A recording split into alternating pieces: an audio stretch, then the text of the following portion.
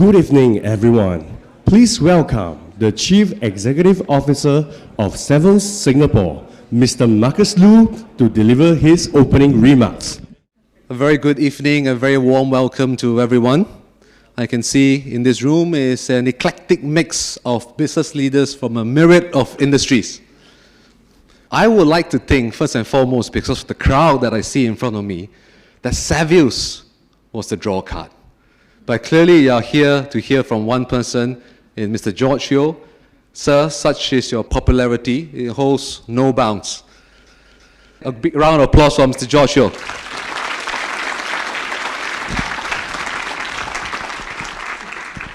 Dominating the headlines in recent years, we've been talking about how tough the market is, how challenging it has been. But as much as we talk about and get preoccupied with what's challenging in our business, there is always, unfortunately, as much as it doesn't want it to happen, a segment of society that is disprivileged or underprivileged. So we must never forget that in our way at Savills, we've been working with VIVA for a number of years. We've been supporting their cause. Now, back to the main event that we've all been waiting for. Let us invite Mr. Chris Marriott and Mr. George Yeo onto the stage.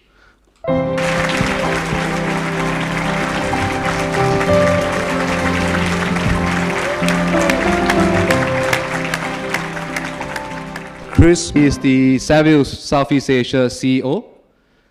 As much as he looks like the quintessential British expat, he's been in Asia for the last 35 years, with 15 in Hong Kong and 15 in Singapore. So I think he's got a first-hand window view of the ebb and flow of both Hong Kong and Singapore rivaling each other as economic powerhouse. Mr. George Yeo, I guess, needs no introduction. He used to be a cabinet minister, chief of Navy, global business and Air Force. Pardon me. Okay. Global business and thought leader. His career has spanned defense, foreign affairs, and trade. His tacit understanding and knowledge of Asia's place on world stage is remarkable. His uncanny ability to connect history, world leaders, and a lot of his narration about interpersonal connections with people all around the world has brought him as a very well-sought speaker. So over to you, Chris. Thank you, Mr. George Yeo. George, maybe I could give you this. So good evening, ladies and gentlemen. A very warm welcome to you all. I am delighted by the turnout tonight. As Marcus said, we've really got a broad range of businesses and supporters for this cause, so thank you. Tonight, hopefully, it will be an engaging and thought-provoking conversation between George Yeo and myself. We will have questions at the end of the conversation for about half an hour. But maybe I can start and say, to provide some structure to the evening's discussion, we're going to explore three key themes: global geopolitics and trade relations. Then we're going to talk to the leaders in the room about strategies in a constant state of change, and then move on to Singapore and how it's going to position itself now and into the future. With these topics in mind, keen to open up the conversation, so I'll start with an easy question.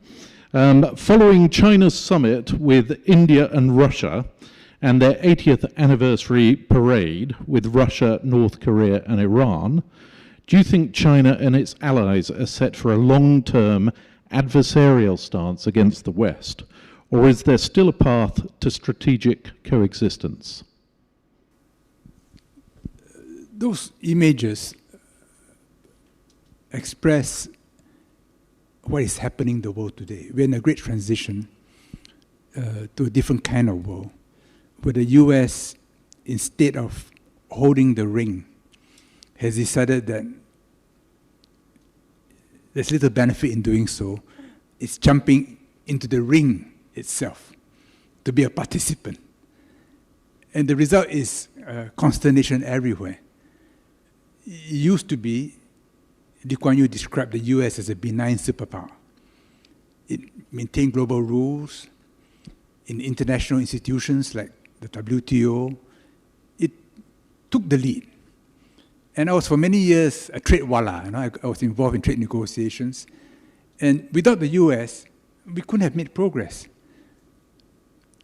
But the US now increasingly feels that the institutions which it helped to create at the end of the Second World War, when it was 40% of global GDP, that these institutions no longer act in its interest, and therefore subverts them when it feels that they should be marginalized, or distorts their operation in order to benefit itself.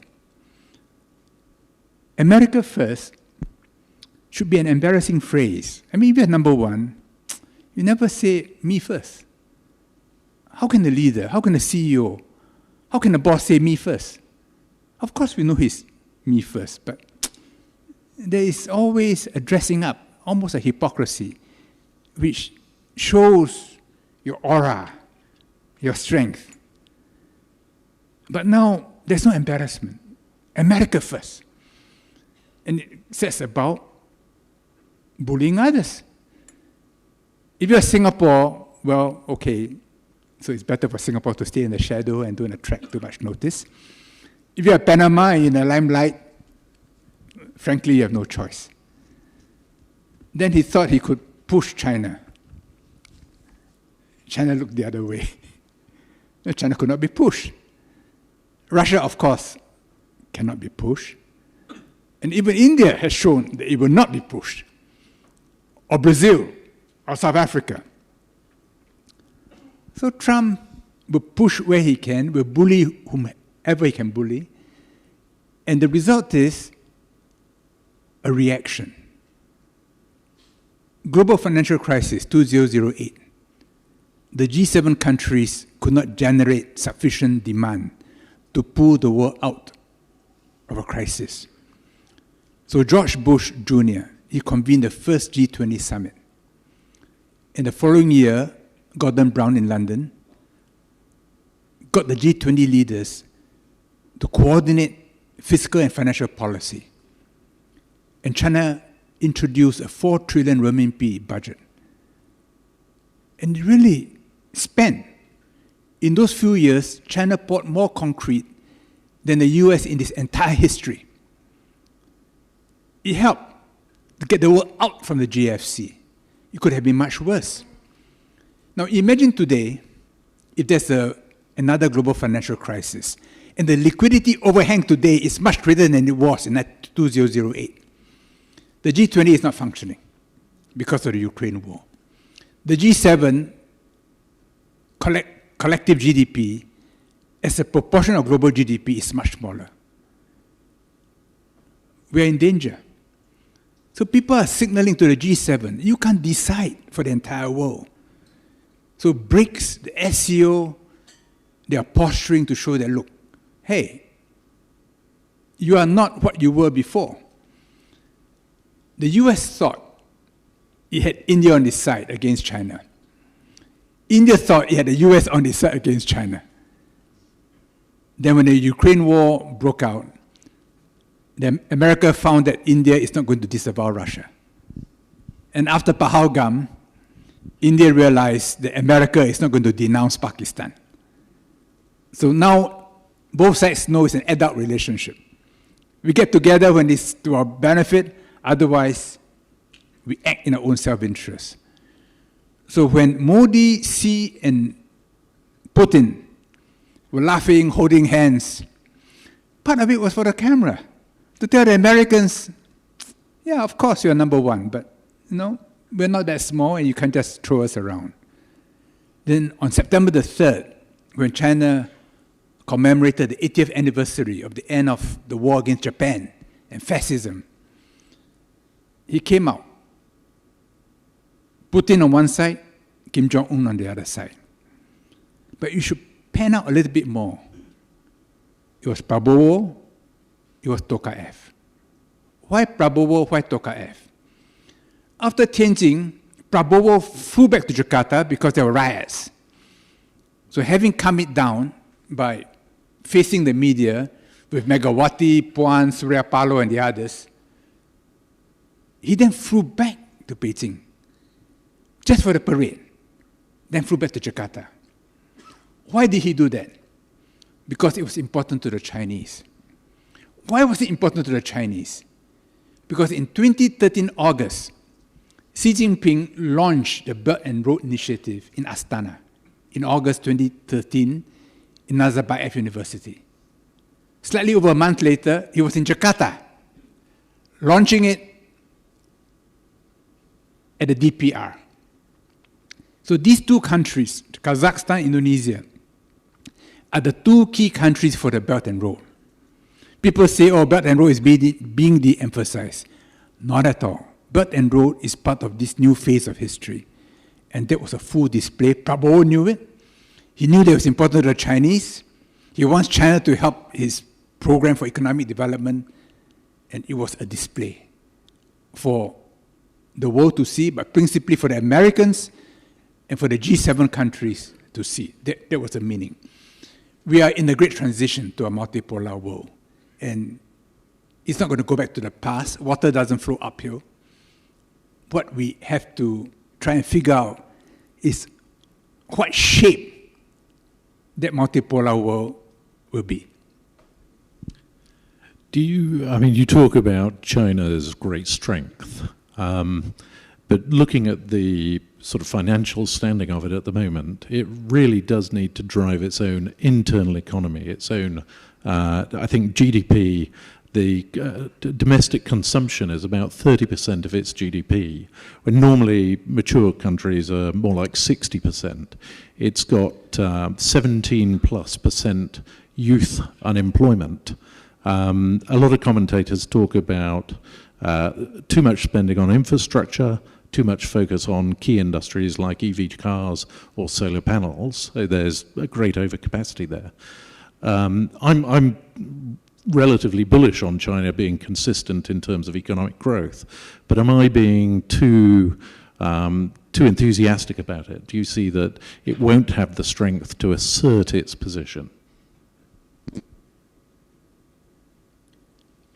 There are many problems in the Chinese economy. There is fierce price competition. And the Chinese is trying to intervene in what they call involution, nature, where competition results in a downward spiral and is destructive. In a capitalist society, from time to time, there will be price wars. And after that, there'll be consolidation. But it's wasteful of resources. The Chinese government is intervening to prevent it from being too wasteful and really encouraging consolidation. So I was talking to someone from a very big solar panel manufacturer in China. And she told me that, yes, because of government intervention, it's a bit better off for them. So it's become a little oligopolistic. Too much of it is no good for China, but they don't want it to be too wasteful. The big problem was when they punctured the real estate bubble. It was getting ridiculous. When I was in Hong Kong, chairman of Carrier Logistics, all my middle-level managers in China, they were investing in property.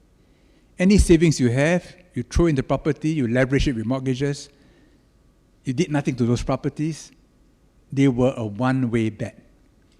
And we know what happens to one-way bets. They lead to disappointment. So they had to puncture it. Think about it.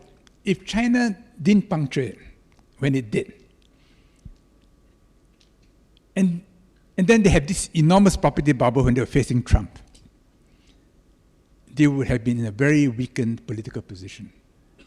But because they saw it coming, both Trump and the problems the bubble would cause, so they punctured it. And of course, this 30% of GDP is on everybody's balance sheet. Everybody felt poorer, and it affected consumption. And for as long as people couldn't see the bottom, they couldn't plan. Well, a bottom has formed. it's not going to get worse. And in fact, in first-tier cities, it's beginning to show improvement. You are in the real estate business, you would have got the feedback. In third, fourth-tier cities, it's still problematic. It will take some time. But there's a sense that it's rounded the corner. The state-owned enterprises, they will support. The private companies, well, they want their pound of flesh for people who've done wrong, for people who've gone too far. So they're restructuring, they're losing money, people have gone bankrupt, some have got to face the music. But I think the real estate problem has seen its worst. Consumption is gradually improving. Those of you who go to China often, you can see it for yourself. In Shanghai, I was there recently, I spent 2 weeks at Fudan Daxue as a visiting scholar. There are more coffee outlets in Shanghai than in New York or in any European city. I never, for the life of me, believed that China, from a tea-drinking society, would have taken to coffee. When I accompanied my parents to China in 1983, to Shantou, my father needed his daily coffee fix. We scoured the whole city. We couldn't find coffee, not even in a powdered form. You know. The world has changed. And Starbucks is pulling out because there are too many Chinese coffee outlets priced much more competitively with innovations like multi-coffee, which Starbucks can go into. They are not deliberately stimulating consumption because it will lead to wastage. And they've kept the renminbi cheap. No, China has been accumulating enormous surpluses. When COVID started, it was 500 billion. Then it went up 600 billion, 700 billion. Last year, China had a merchandise trade surplus of $1 trillion. And China, together with Hong Kong, is the world's biggest creditor nation in the world. What is happening? The Chinese are buying up properties and assets all over the world where they are allowed to buy them. A little trickle comes to Singapore and it creates asset inflation. Yes, we want them to consume more. They will, but they don't want to overdo it. And they're still investing in infrastructure. Unemployment among young people is because of restructuring. China today accounts for more than half the robot births in the world. More than half the robot births in the world. In the Pearl River Delta, Yangtze Delta, many factories are dark. One reason why their cars are so well received is because they are made by robots. And the Americans worry that they're going to make missiles and drones using robots. And rockets into outer space using robots. Which means that the quality will be very consistent. And this is causing restructuring. So graduates who are used to jobs waiting for them, they don't want to do jobs beneath them. So they're doing masters and PhDs. And parents don't mind their kids being at home because it's one-child family. So yes, it's true. The unemployment is high among fresh graduates, but you don't see hardship. And families are not completely unhappy because they don't mind having their kids at home to help being around, helping their parents with various things and working online. But there is massive restructuring going on. Thank you. Maybe just a short view on how you see India and the growth. Obviously, we heard that India's population surpassed that of China last year, albeit that the GDP is still at around 4 trillion, which is less than 25% of that of China. But how do you see it shaping global trade relations? So GDP in nominal terms is distorted by exchange rates. IMF last year put out the major economies by PPP. So nominally, the US is about 25 trillion, China is about 18 trillion. But in PPP, China is 40 trillion, the US is 30 trillion, Europe is 20 trillion, India is about 15 trillion. You've got to correct for the fact that with $100 or 100 euros, you get much more in China than you would in America or in Europe. In fact, you buy a lot of goods and services with 100 in China, much more than you would in, say, in the West. So PPP is important. And India's PPP will continue to grow. It will grow in a very different way from China. The urbanization rate is still much lower than in China, which is 70%.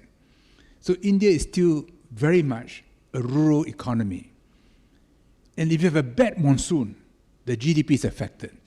If you have a good monsoon, it gives a big boost to the GDP.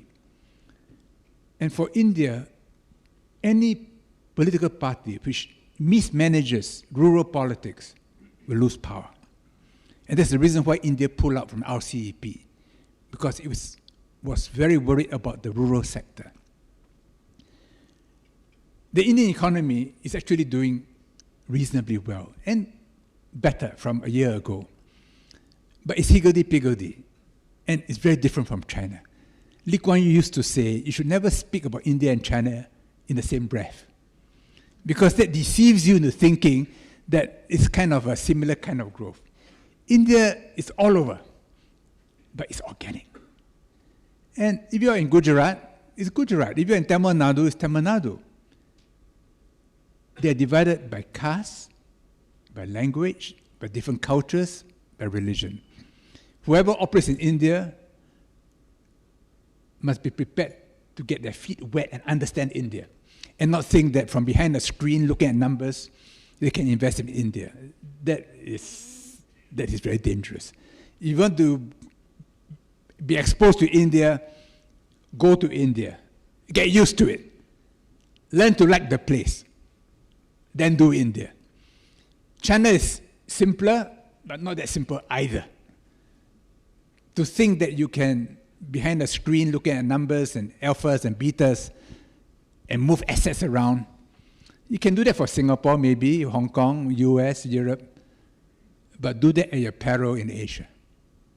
Because in Asia, the numbers do not tell the whole story. Yeah. Thank you. Maybe we move on now from that sort of global political backdrop and maybe help some of the senior managers here how to manage during what I've phrased as perma-risk. It's a permanent risk that we're operating in. How can you see international companies, especially those based in Asia, navigate all of these power shifts between India, China, US, and the West? The ground everywhere is shaking. It's almost as if the plates are moving, so we are entering a seismically active geological period. You can't stop earthquakes. When you think that we are entering a seismically volatile period, what do? I think take smaller steps. Take smaller steps. And don't build structures premised on stability. Build structures which assumes instability. There will be earthquakes. So structures which can flex. Instead of one big block, you build smaller blocks linked together, in different ways. So even if the ground moves, you can flex with the ground. And wherever you are, go local. Be grounded. They interviewed me about CSR because Savills is making a contribution to VIVA Foundation, which my wife established after our son was saved from childhood leukemia at St. Jude's Children's Research Hospital. So charity saved his life.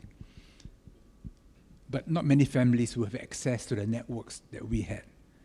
So we felt a strong obligation to help others in similar need. So the reason why I'm here is because I'm supporting my wife's charity. And And she started one for Hong Kong, for China, because when I was working there, we wanted to do something there. And she's now established something for Indonesia. But wherever we are, help the local community, which gives us our profit and our revenue. Then there's stability. Then people will say, yeah, we hope you do well because that means that we are doing well. But if international companies are seen as profiting at their expense, then that's an ugly side of capitalism. People will begin to resent it, especially in a crisis, and say, hey, you're just exploiting us. We'll support the local guy instead. And you don't want that. So wherever we are, go local. You can be an MNC, you can be a Chinese company. Wherever you are, go local. The Chinese companies are learning how to go local in Europe and America because they know politically they're facing flak. Western companies have long done CSR and are doing more now. Chinese companies are also learning to do this. And Indian companies, somewhat behind, also learning to do this. I think this is the new world we're entering. Take smaller steps, be able to flex, be grounded. I think South Korea have learnt their lesson in the US, having had half of their car manufacturing staff deported back to Seoul. So it was traumatic for yeah, them. very traumatic. Yeah. Maybe slightly left field, and I'll go back to one of my optional questions. Obviously, you mentioned the Belt and Road initiative from China, and they've been very aggressive expanding into South America and Africa. And there's been an emergence of an alternative financial system, the digital yuan. Are we going to, as businesses, have to start trading in alt currencies like the digital yuan?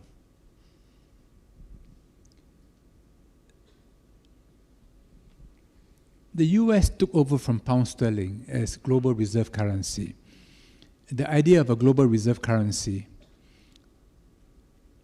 is an aberration in history. When Marco Polo arrived in China, he wrote about it in his memoirs. For the first time he encountered paper currency. He was a Venetian, and Venetian only trusted gold. Paper? How can paper be a substitute for gold? But the paper had a big chop. It was the emperor's chop. And the emperor can kill you.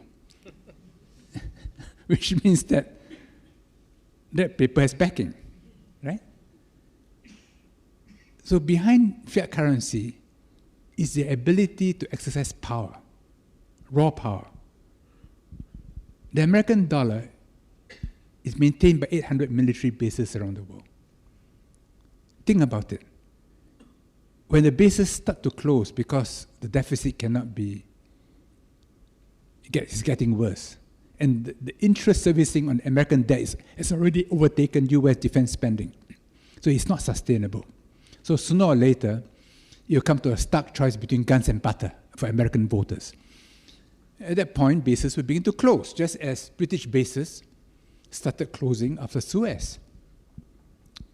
You grew up son of an RAF flight squadron commander near where I live, at Toh Estate. Toh Estate is where RAF subalterns had their quarters. Where I live, slightly uphill, was where senior officers had their bungalows.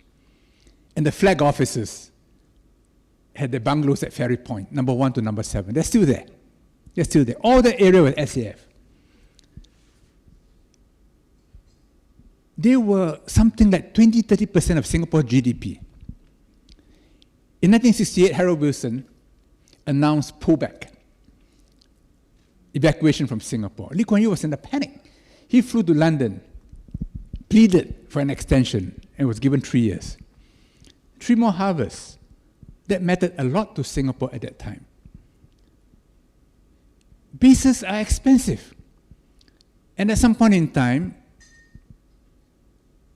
can America sustain these bases. So it's telling the Europeans, the Japanese, Koreans, cough up, cough up.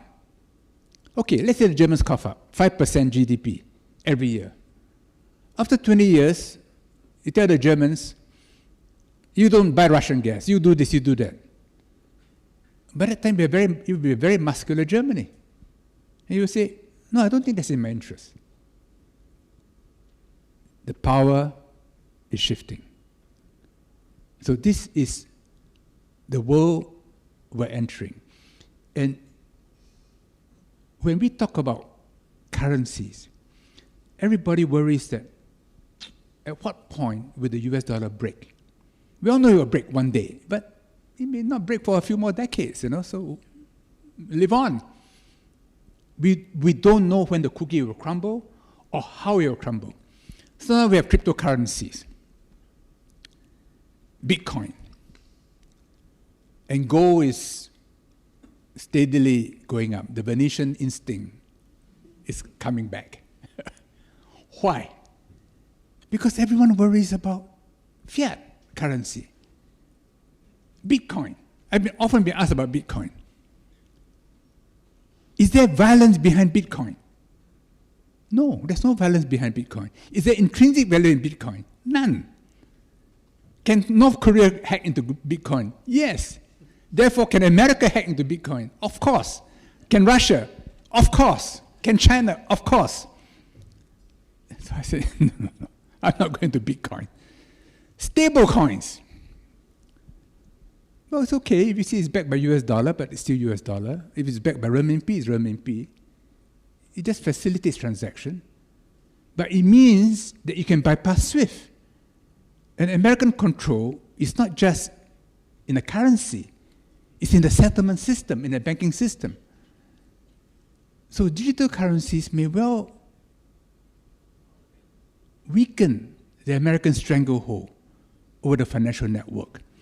So these are risks which everybody worries about. People talk about it, over whiskey. They say, oh, it won't happen yet. Don't worry. But then maybe it happens. So people kind of take precautions. And I think that's the right attitude to have, take precautions. Well, I think we might have to close early so I can sell my altcoin collection. But we've spoken about tectonic shifts in the way that trade is being played, politics. We've talked about digital currencies and the dominance of currencies maybe failing. How can corporate leaders create an early warning system and plan for political and trade risk? For what? How an early warning system for corporates? How do they structure something like that to try and plan?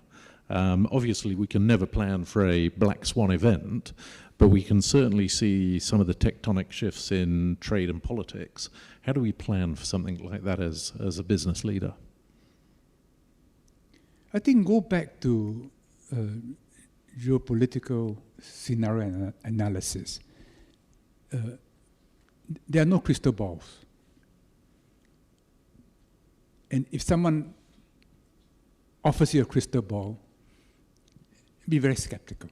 It's a point of view. It's a lens. It's hard to predict the weather, but you have a sense of climate. So this is September. It's going to get colder in the northern hemisphere. So better get your winter clothing out of the cupboard. Air them. Because it's going to get cold. But next week, who knows? You may need your swim trunks. I was in Croatia, and suddenly I had to go to the shop and buy myself swim trunks because I wasn't prepared for such warm weather, and it was too attractive not to get into the water. So the climate you cannot ignore. What's the climate? The climate is multipolarity, which means an old system is breaking up, not into chaos, but shaking down into a more complex network with multiple nodes. That's climate. Between now and then, in this transition, is weather. Can you predict Trump tomorrow, next week? No, you can't. But you know he worries about the midterm elections. Because if he does badly in the midterm elections, the second half of his presidency will be worthless. So you can be sure that whatever he does, one eye is on the midterm elections. He will not say it, but that is a certainty. So that guides us as to our estimation of risk. Will he go into another war? He will threaten war to get a better deal, but will he actually go into a big war, which will get Americans so upset that they will vote out Republican congressmen and senators? He won't do that. He won't do that. Look at Powell. He's so angry with Powell. Why? Because Powell worries too much about inflation. But inflation is a long-term concern. What he wants to get rates down, get the economy going, and then bring in the votes. But for us in the financial business, that's worrying, because then the US dollar will eventually be affected. So that's, I think, the way we should approach risk. There are risks which are climate risks, and there are risks which are weather risks. And be clear which is which. Is China rising? There's no doubt. Is China's economy this year better than last year? Maybe, maybe not. Is the unemployment figure getting worse? Could there be problems in China? Yes. But if in 10 years' time, what will it be? It will be a very big economy. In India, Modi may win the next election, may not win the next election. But in 10 years' time, where will India be? It will be a larger economy, and one you cannot ignore. So that's how I would view risk in terms of time perspective.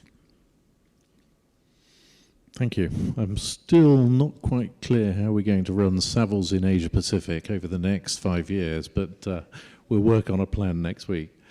Maybe moving away from the corporate and more into Singapore. If I can Sure. offer a view, it's not my business, but but Savills maintain my apartment in Hong Kong. The middle classes in Asia are growing. That's for sure. China has been urbanizing. It's about 70%. It will continue. India will urbanize rapidly. Southeast Asia will urbanize. They will have middle-class properties and middle-class needs. So this is a growth area for Savills. But every market is different, so you have got to be localized. That's good news. We have the largest strata management business both here in Singapore and also in Hong Kong. So yes, we take that as wise words. But moving back to Singapore, it's always prospered on how it's engaged globally. It's been very pragmatic and pro-business in terms of its strategies. But as these tensions rise, and God forbid if it's being asked to pick sides, how do you see it's going to manage over the next coming years? No one's going to pick sides if you can avoid it. If you have no choice, you have no choice. But otherwise, everyone will try to triangulate and keep all options open. And the US will increasingly itself get into that position. I was quite amused when the Filipino president went to the White House hoping to get tariffs sharply reduced because of the military alliance against China. And Trump turned around and said, no, you should better manage your relations with China. We're having better relations with China. And reduce tariffs from 20% to 19%. So the US itself is triangulating. Trump, from leading the European charge against Russia, now wants to be a mediator. And they say he stopped 7 wars, but he's a mediator. He wants to be in that position. And that's rational. Because in a multipolar world, the best strategy of the US, in game theory, is just to move closer to everybody. And on every issue, by a slight shift of weight, you can affect the outcome. This is in Tai Chi optimal. you move into a balanced position, then you're free to act. But if you think you can hold every other pole in a fixed position, you will exhaust yourself and you will fail. So without articulating it that way, Trump, by his action, is in fact now acting more rationally in a multipolar world by triangulating its position in every region in the world. Thank you. I mean, it's fairly well publicised that the cost of running businesses here in Singapore continues to go up. Staffing costs, commercial costs, residential costs. And we've seen quite a few companies start to nearshore into Malaysia, offshore into India or the Philippines. And I've even heard of a number of companies who were sending staff to Singapore, now moving them back to Hong Kong because the trade is increasing there. How do you see the Singapore government managing this constant sort of growth of cost, driven partly by the success? Now, high costs are a big problem in Singapore. Singaporeans love it when they travel. And so many go to Japan now and they say, oh, the best omakase for half the price. So omakase business in Singapore has gone down. Many Singaporeans will hop over to Johor to get the massages, to get their car fixed, to buy their drugs, just to have a good time, play golf. Because the price arbitrage is simply too great. The price of a car in Johor is less than 1/10. The price of a property is maybe less than 1/10. Food's 1/3. So the same thing which has caused Hong Kong to lose much of the vitality of its retail sector, I think will happen to Singapore. Should we stop it? No, I don't think we should stop it because it's good for Singaporeans to have more space and better access to cheaper products and services. I think it's good for Singapore. But the affected sectors in Singapore should be given help to make adjustments. I see border crossings getting easier because with AI, checking identity is much easier. So the idea that if you queue up just to establish your identity, do you really need all that when it can be done so much more efficiently, which is what's happening between Hong Kong and Shenzhen. So as the border crossings become easier, the arbitrage opportunity will be too great. And we're already seeing it because Johor is booming. Yeah. There's only one sector. There will be other sectors. So in the end, how does Singapore justify higher prices? In some places in the world, in Europe, America, Japan, at a water point, they make provisions for dogs. We've not seen that in Singapore yet. I think we'll see that eventually. Maybe Savills should consider that for the properties you manage. Because that's very appealing to dog owners. Oh, well, no, it means that you have a heart for dogs. Well, okay. So Singapore will become more middle class, harder to govern, because middle class needs are more variegated, more nuanced, and therefore impossible to fully satisfy. But it justifies higher prices, and people will say, no, I want a property in Singapore because it's a special place. But for it to be sustainable, the people who live here must be given a leg up, which means that large sectors must be protected then, which is HDB, which is driving taxis, which is many other things, should only benefit citizens. Then there is a value to citizenship, for which you've got to do national service and other things. So as we become more middle class and more expensive, the governance of Singapore becomes a bit more complicated. It's a challenge, but it's a necessary challenge. And the more open we are, the more foreigners and foreign companies we have in Singapore, which means more tension, more conflict. And if we don't manage that in ways that we don't expect, they will suddenly break out in riots, in unhappinesses. So constantly telling those who are better off that, look, you must have a heart for those not like yourself. Telling companies, especially when you do well, do something for the local community. Then it becomes organic. Then people say, yes, we wish you well because when you do well, our lives improve. Then this becomes a special society. At the last general election, the biggest issue was cost of living. I think Trump helped, but Singaporeans in the end kind of distinguished between big issues and small issues and decided in a world which is marked by uncertainty, better make sure that we get the key things right, and gave Lawrence Wong a big 65% support, which is reputationally very good for Singapore. People say, it's stable. Despite rapid progress and uncertainty, the people hold together. But it's a challenge. You cannot assume that the next election will be the same. Every year, every month is a challenge. It's a challenge of leadership. It's a challenge of managing tendencies which are dividing us. You take AI. I think AI is very dangerous because people become redundant.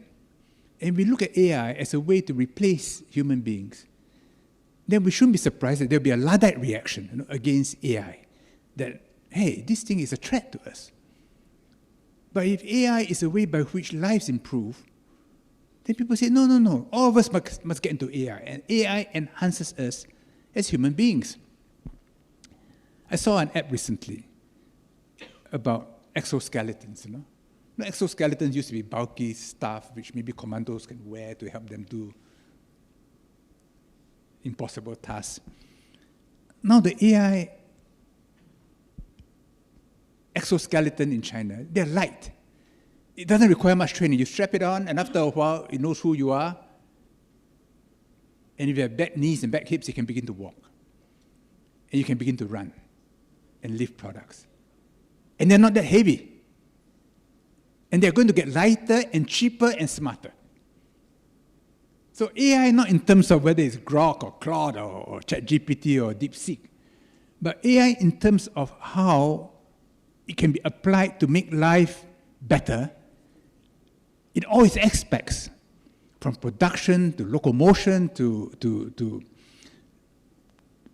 environmental control, to anticipation of sinkholes, to traffic management, to car maintenance, to everything. Then our attitude to AI will be very different. Not in terms of how many people can be replaced, but how every human life can be enhanced.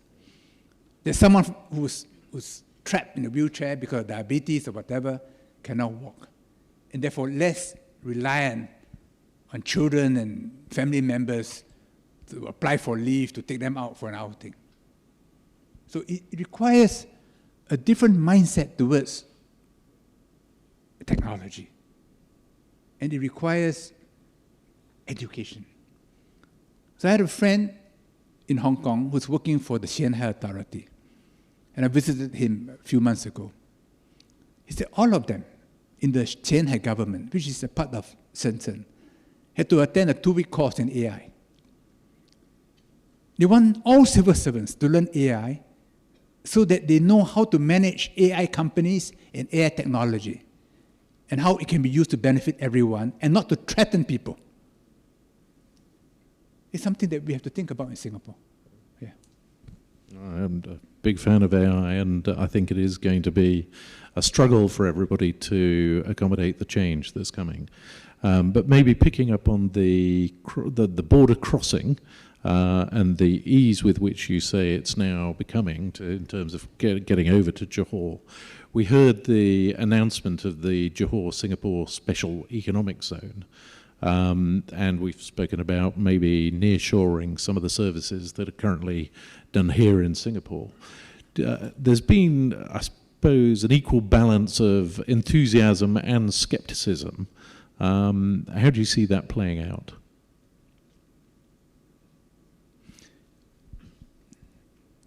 Because of the circumstances of separation in 1965 and memories of conflict and tough negotiations. So for a long time, we couldn't even resolve simple things like the railway land. But since then, the big problems have been resolved. And the more recent prime ministers of Malaysia, with the notable exception of Tun Mahathir, have been in favor of closer collaboration between Singapore and Johor. And now we have a Sultan who's in Agong, who has every vested interest in seeing closer cooperation, and we're seeing it now. And I think it's good for both sides. But it's got to be managed on both sides, because the easier the access, the more resources will redistribute. Then there are sectors in Singapore which are affected. They must be looked after. Then on the Malaysian side, there will be many sectors which will be affected. Johor is booming, but not for everybody. And so you can expect a reaction on Johor side. And if the reaction is along racial lines, because the Chinese in Malaysia benefit more than the Malays in Johor, the Chinese in Johor benefit more than Malays in Johor, then there will be new tensions, and it will not be sustainable. So they on their side, we have to manage this. And in a sense, we have to help them manage it, and they have to help us manage it. Then this greater collaboration will be win-win, and we minimize the lose-lose. Then it will be sustainable. But as in all matters, it requires active minds being sensitive to problems, even when they're just emerging, and acting in anticipation of them getting worse. And being spry enough to recognize that whatever preparations you make, you always be surprised, and be very quick to react to problems you didn't anticipate erupting suddenly. Have that attitude, and it must be on both sides. Thank you. And of course, it also requires Singaporeans who go to Johor to behave well. And that point cannot be overemphasized. And not bring back anything in the back of their car. And not bring back too many things. The whole pleasure of going across is to bring back stuff. Whether inside you or in your trunk.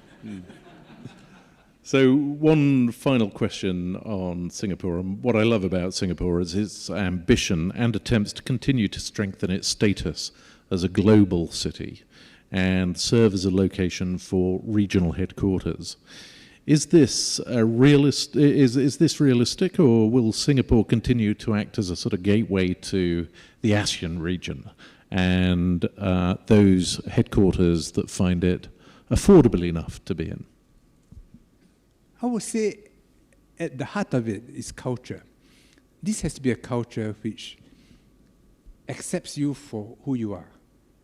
So you come from Britain, you come from America, from Japan, from Timbuktu, with your own tradition and habits. You say, no, you're welcome here. But which at the same time puts upon you an expectation that you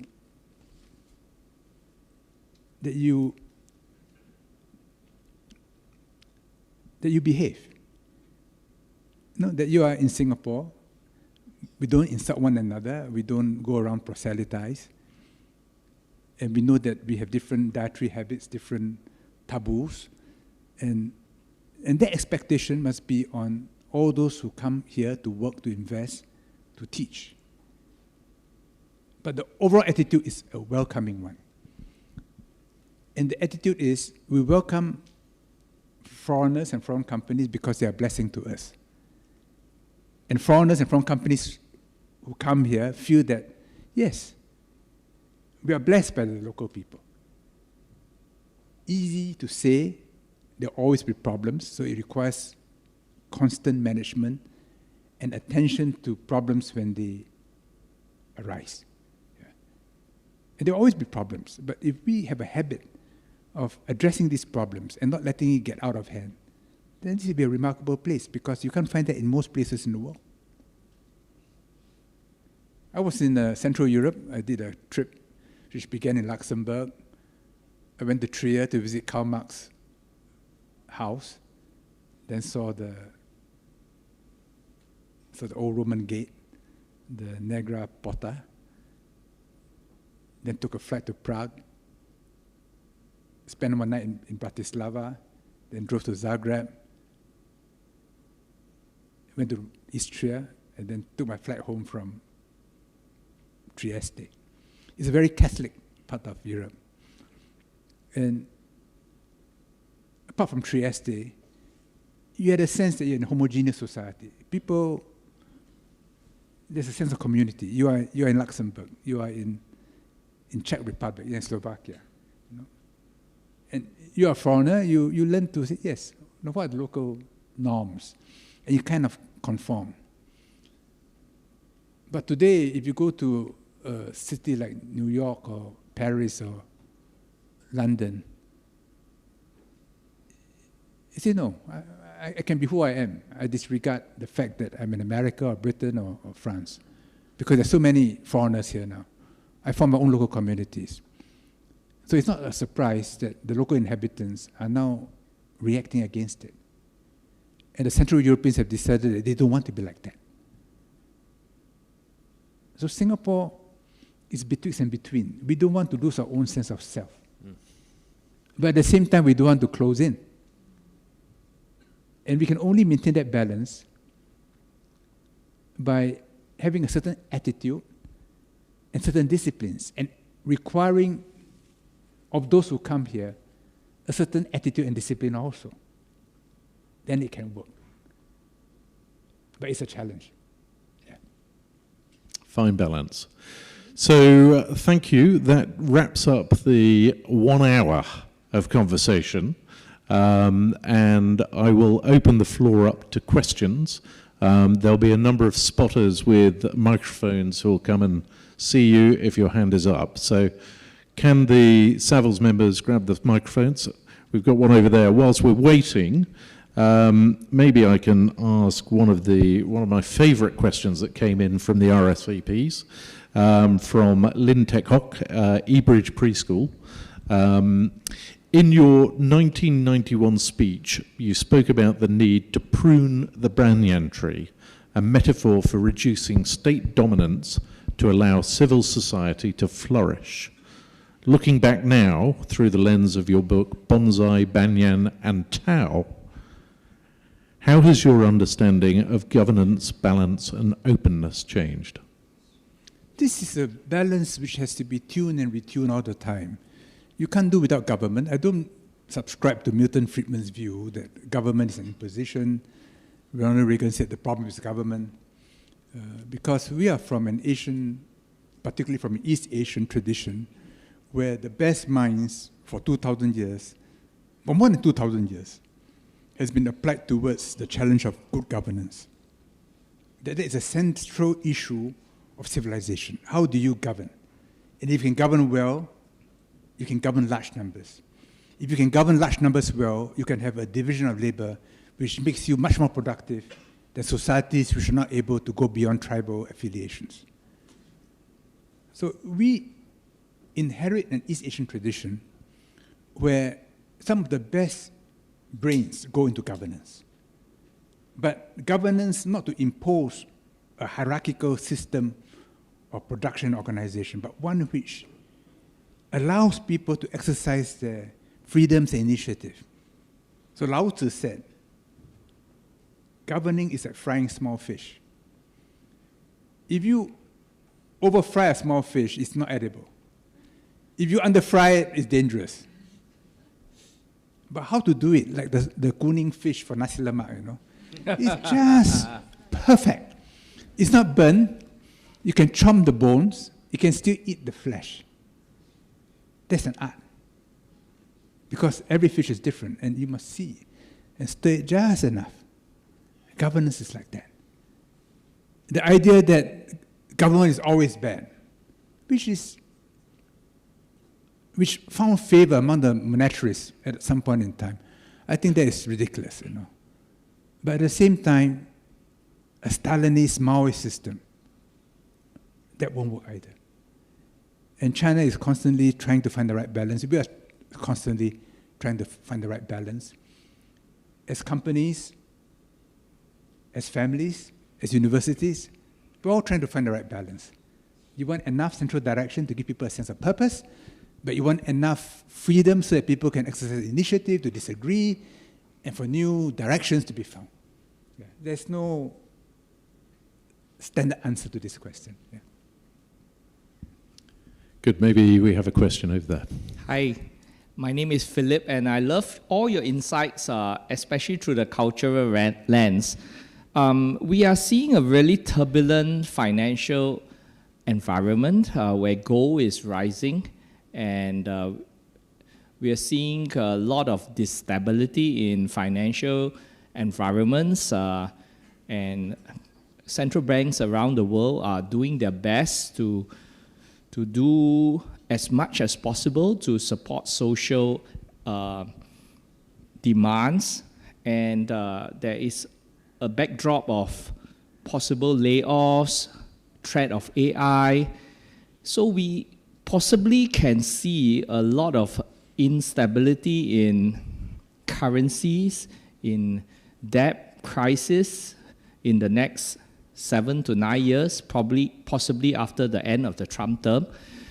Would you foresee a scenario, and this is a little far off, but love to hear your advice and your perspective, where central banks are really exhausted from a 7-year recession, possibly after the Trump term from 2027, and will there be ever a possibility where central banks actually lose their credibility, the currencies just break, and we have a new regime, a new financial reality, a new global digital currency where we just adopt a new one world government currency? Just this is so utopian, so far off, but love to hear your views in terms of how countries can accept such a reality just for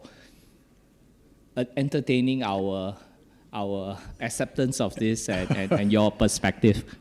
Well, at one level it's entertaining, but at another level it's dead serious because it's our blood, sweat, and tears that we're talking about. So if you hold money which becomes worthless or is devalued, that's serious business.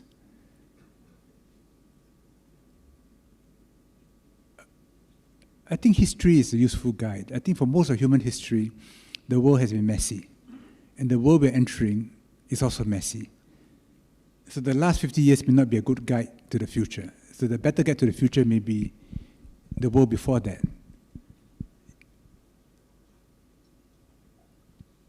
So you have Venetian, you have Marco Polo. When you're in Venice, you have a ducats. This is good gold. You know? You go to China, you say, oh, this is Kublai Khan's chop on it. It's okay, that's good. Then you go to another kingdom and you have paper currency. And you say, I don't recognize this chop. I'm not accepting this currency. But say the local people accept it. They say, okay, I use it for the time being, but I'm not going to hold it. I have it, I quickly pass it on, right? It's a little like stable coins. You have it, you pass it on, because you don't have to worry about what's the underlying asset. But good for the short term. Then you go to another jurisdiction. You come down to, say, Majapahit, and they use Chinese copper. Okay, Chinese copper is good. It's good copper. It's all right. It's not like gold, but it's good enough. So you learn to accept different currencies. So operating in the multi-currency world, some paper, some fiat, some digital, it may include bitcoins, it's okay. But balance the risk. don't be completely in gold because that's not liquid. Don't be completely I don't know, I don't want to insult any country, but I mean, you're holding currencies from dubious banana currencies. Then you say, okay, for as long as I have it, I quickly change it to assets. Right? But I have US dollar now. I say, it's not bad. Okay, but bear in mind that it may break. Then you have renminbi. You say, oh, okay, China is still strong. But for how long? And I can't take it out of China. So that's a minus. So you say, okay, I need so much in China, so I have some in China, but some out of China. So we got to learn to deal with that messiness, which is a messiness Marco Polo was used to dealing with. And if you can't deal with it, then don't be in that business. I think anyone in business, international business, we've got to deal with messy currency situations. The days when AML laws can be imposed on every country because tax authorities want to be able to tax you, I think they were increasingly free. So when you have SCO and BRICS and a desire to create an alternative settlement system, what are they saying? I will no longer be under US jurisdiction, and we will create our own rules. It may not happen immediately, but we are tending in that direction.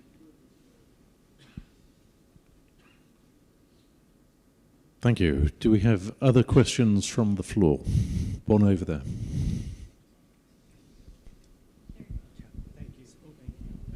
Thank you. Hello. And thank you, Savills, for organizing this, and thank you, Mr. George Hill. Thank you. You're so far away, I can barely see you. Don't worry. Can I ask, how will Singapore be like when there is 10 million population? It depends on infrastructure. If you have good infrastructure, I think you can handle $10 billion people, 10 million. and still feel comfortable. But if you don't have infrastructure, even 1 million people would be unbearable. I remember a conversation which Rupert Murdoch had with Lee Kuan Yew.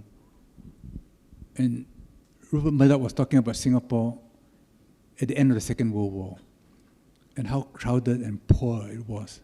Singapore's population was maybe 500,000 at that time.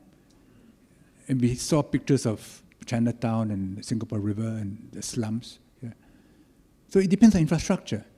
And technology now allows us to do things which you could not do before, including improving underground environments and piping in sunlight underground.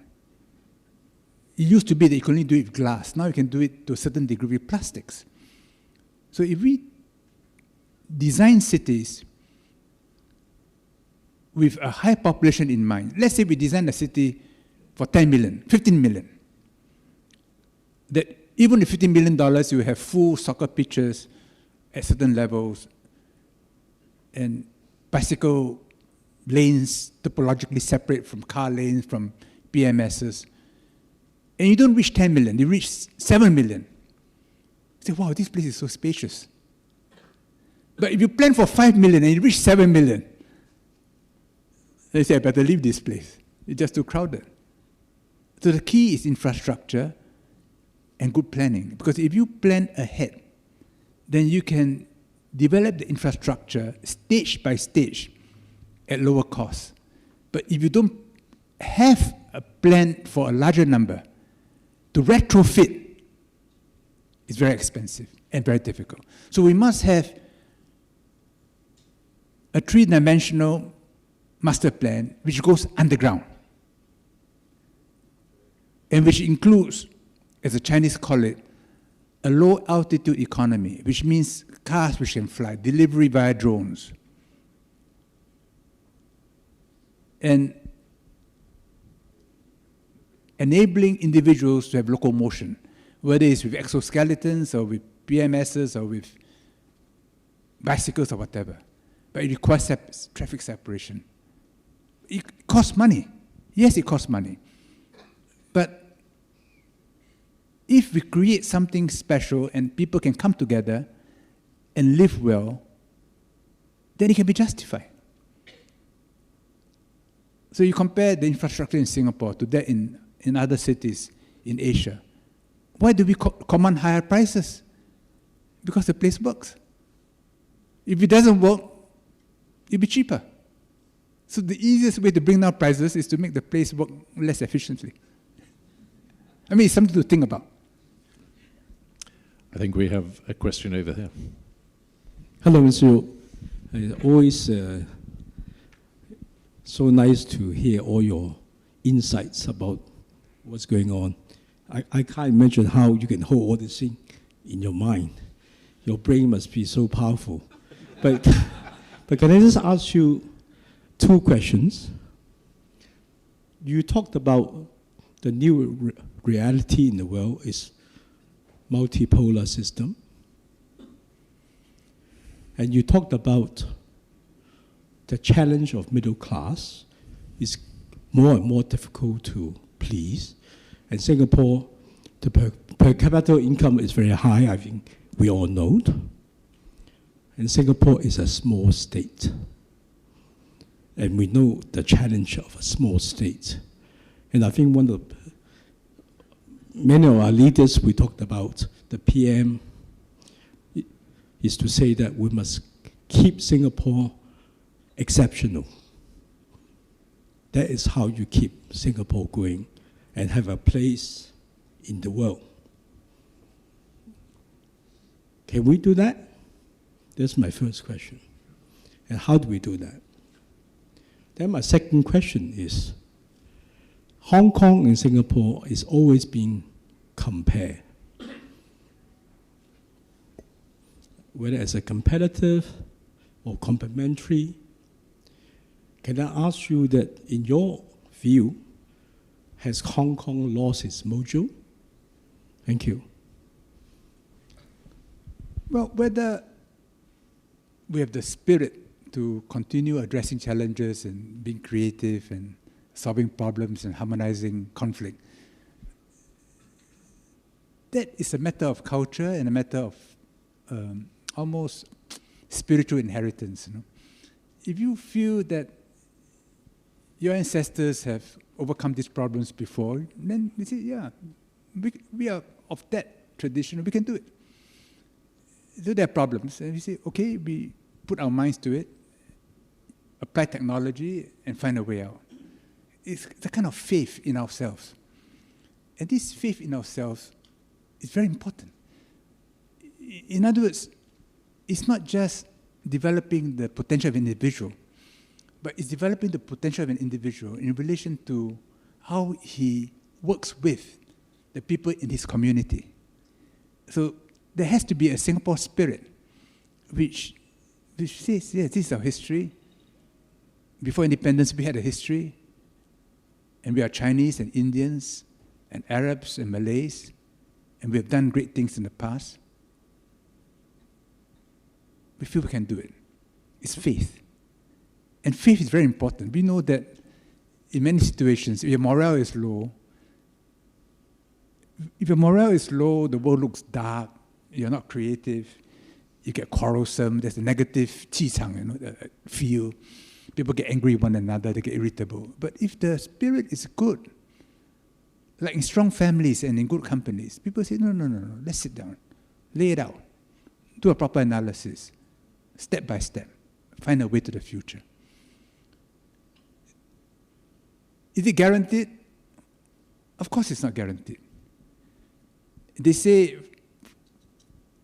from slipper to slipper in 3 generations. What's behind that wisdom? Behind that wisdom is the fact that if you allow wealth to corrupt you and become lazy, then you go back to the slipper. But if you don't take liberties with yourself, but make sure that children are well brought up and disciplined, not by lecture, by punishment, but by example, then it gets passed on down the generations. No, we don't live like that. We are not flashy. We may be wealthy, but we are not flashy. And we look down on those who are who behave otherwise. So can Singapore maintain that spirit. I think we are accumulating it. You can never be sure. It's like parents who never stop worrying. The day you stop worrying is the day when you should really worry. Think about it. If you stop worrying, you're going downhill. So we should never stop worrying. So it's good that you raise that question, because that question should never be off the agenda. The Hong Kong people are like that because they accumulated in Hong Kong because of problems in China. Wave after wave came over. So they are sturdy, they are very independent. The problem was there's a Hong Kong spirit, but the British never nurtured a Chinese spirit. So they kept Cantonese. They kept them separate. There's only the memory of the Opium War and historical injustice. After Hui Kui, after 1997, in the initial period, nothing was done to the education system. So I had a young middle school student who sought me out as an advisor. He told me 80% of his teachers were anti-China. In every university, you had to commemorate Tiananmen in order to be a student leader. In other words, to qualify as a student leader, you had to be anti-China. So the result was the problems that we had first with the anti-national education movement, the umbrella movement, and finally the troubles of 2019. Deng Xiaoping said, 港人治港, Hong Kong people govern themselves. But it's conditioned upon Hong Kong people 爱国爱港, love China, and love China first, then love Hong Kong. So the mainland will not send people from the mainland to govern China. And China will not tax Hong Kong. That's in fact a very good deal because China provides the overheads. So all that is being put right. After the national security law was built in. I don't, in the West, they say there's a return to one country, one system. It's entirely untrue. I go to Hong Kong 6-7 times a year. I have an apartment there, run by Savills. I mean, it's completely different from the mainland. But of course, it's part of China. And unlike Singapore, you don't have to spend 6% of your GDP on defense. You don't have to set aside land for power stations and for reservoirs. So Hong Kong has it made. The danger is where it loses its spirit. No, I don't think Hong Kong will lose its spirit. If you ask me, the Hong Kong spirit is stronger than the Singapore spirit because it's forged in years, generations of hardship and struggle. So there's a tenacity in the individual Hong Konger and in their families, which we wish we have in Singapore. I had a sense of Singaporeans and Hong Kongers working for me when I was in carrier logistics. They have different qualities. And I think Hong Kong will continue to do well. I'm not selling my apartment in Hong Kong. I think that's a very honest and insightful view on the differences between Hong Kong and Singapore. I've spent equal amount of time in both over the 35 years in Asia, and I agree. My son has just started work in Hong Kong, and it remains an exciting city. They fight for every opportunity, and it is a contrast to Singapore, which is stable, safe country. So I think your view is very insightful. Just on a time check, we've got a few more questions, one over in the corner. Yes. Hi, good evening. Thanks, Mr. Yeo and Savills, for this really interesting and insightful event, and your views are really, really interesting. I have two questions. My name is Leonard. I'm working in an Italian asset management firm, and we work with several family offices in the region. And several of them actually settled down in Singapore in the past years, some even during COVID. And often I get asked this question, how is Singapore's landscape evolving in terms of how do you stay relevant as a country? Because obviously there's price competition, there's so many challenges going around the world, and how is the political system also evolving, right, with this new 4G administration now in power? And that's my first question. The second question is, you know, what is Singapore known for? So for instance, an example from a family office that I work with started a media entertainment company in Singapore, right?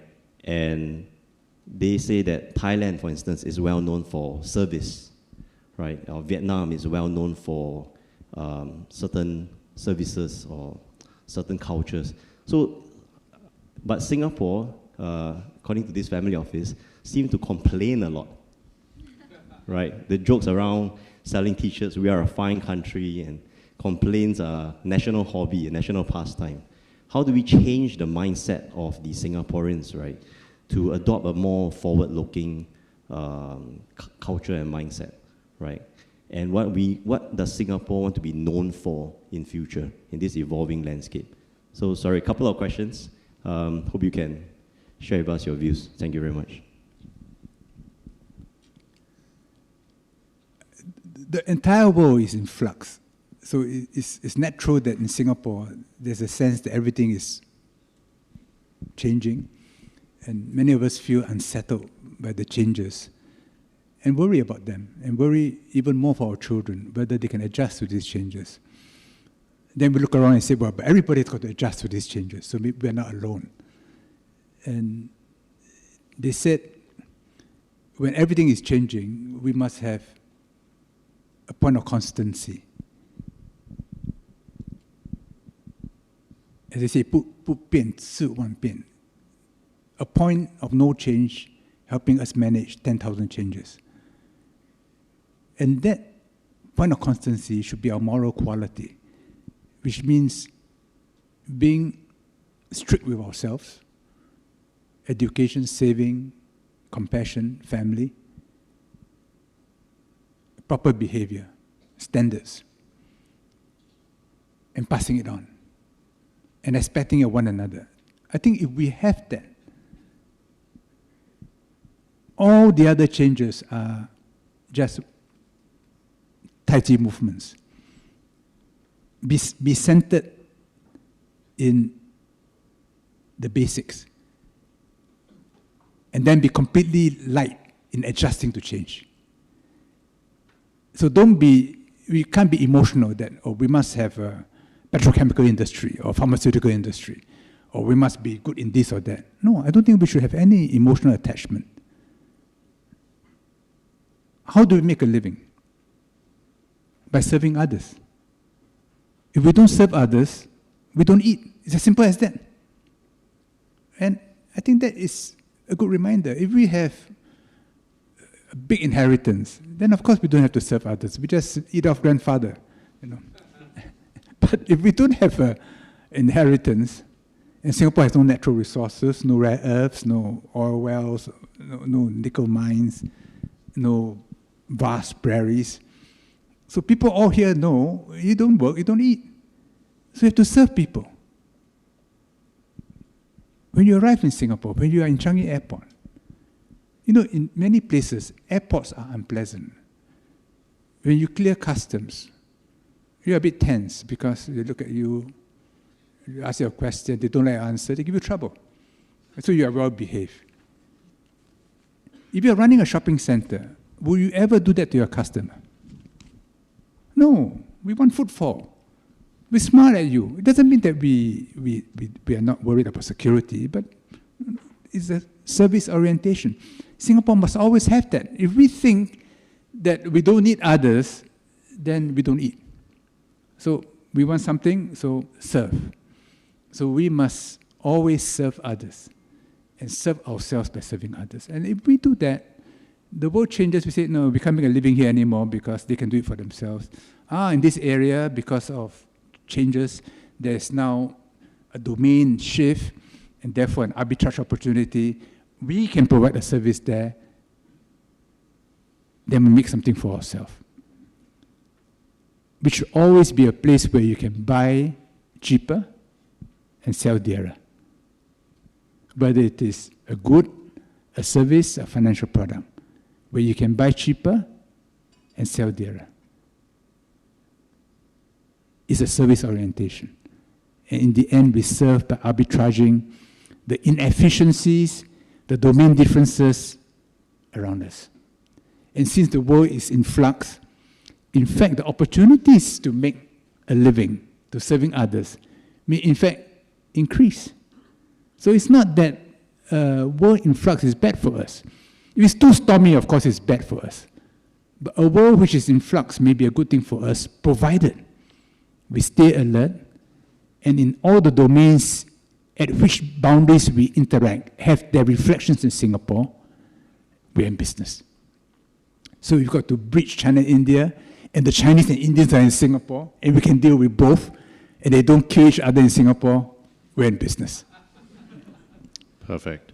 One final question on the left-hand side. Hi, Mr. Yeo. Thank you for your time today, coming out and sharing your insights. It's been quite interesting for me to digest.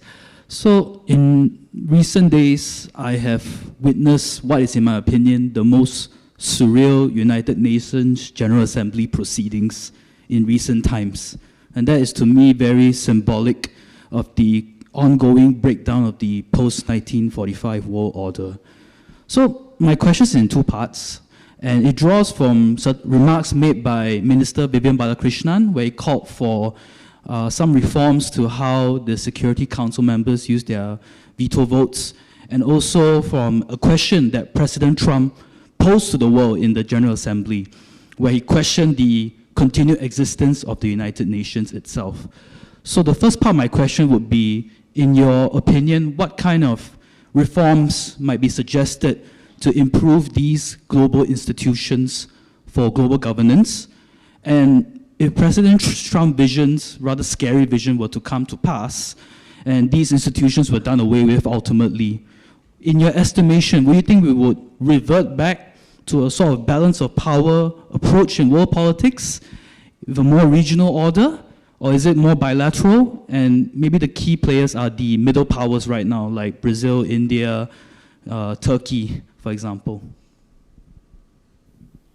The United Nations was created after the Second World War. So the victorious powers have veto powers in the Security Council. There have been various attempts to change the structure. It's not going to change without another global cataclysm, you know. No one is going to volunteer a change, and the veto powers can veto whatever change is against their interests. So there's no point talking about it. The US is now behaving in a more selfish way, taking a shorter-term view, and being proud of it. So we could live with it. We can't change the US. Will it get better after Trump? It may get a little better after Trump, but that's the general direction they're moving. So we have this old structure. It's creaky, it's leaking. We can't rebuild it. But we don't want to tear it down either, because it's still serving us in some ways. So what do? We say, we better have other structures to meet our needs. And in a world where it's almost impossible now to have global agreement, then we should work on our regions. So if the region was stable, it's like below that big structure, we have our own little pavilion, and that's waterproof, and it's aircon. It's okay. It's all right. So I feel that, especially when the 800 military bases cannot be sustained indefinitely. So sooner or later, some pillars will collapse, and some parts of the roof will come down. But if we have our own regional structure, that's okay. That's okay. We'll be all right. So I would give a lot of attention to regional stability, which means ASEAN. ASEAN is not. It's not a Parthenon. You know. It's not marble. It's a bit of an ATEP structure, but it's okay. It provides shade. It provides some shelter. It's cool. It's pleasant. It leaks from time to time, so we'll patch it up. Yeah. I think ASEAN is fine. And ASEAN should always hold together. And we hold together by making sure we are neutral. We welcome China, India, US, everybody can come here, be accepted. We have good food. We have very nice climate. We are very good in service. You know, we don't like to say no, but we hint at it. So I think if we can maintain that instinct in ASEAN, however the world changes, we don't get embroiled in their quarrels. We don't get sucked into the conflict. Then we maintain a regional stability. And that regional stability can itself conduce a greater stability in a wider region. So in the years when I was Minister for Trade and Industry and Foreign Affairs, the first circle of our economic and political diplomacy was always ASEAN and should always be ASEAN. It's more important than many Singaporeans give it credit for. Well, thank you. That brings this evening's session to an end. And I would like to say thank you to a few people before I thank Giorgio, to all the Savills staff for pulling this evening together. It has run seamlessly, so thank you, and all the support staff on the cameras, etc. I'd also like to thank VIVA. We're very proud to support the charity. There is a QR code on the table. I'd please ask if anybody wishes to donate. It's a fantastic cause, and George and his wife worked tirelessly to make that a success. And finally, to thank you, George, for a spectacular evening. I've sat here nervous, but I didn't have to be. You have, there was silence in the room after every question, and everybody's been listening to every word. It's been an exceptional evening. I've thoroughly enjoyed myself, and I think a big round of applause for Giorgio. Thank you.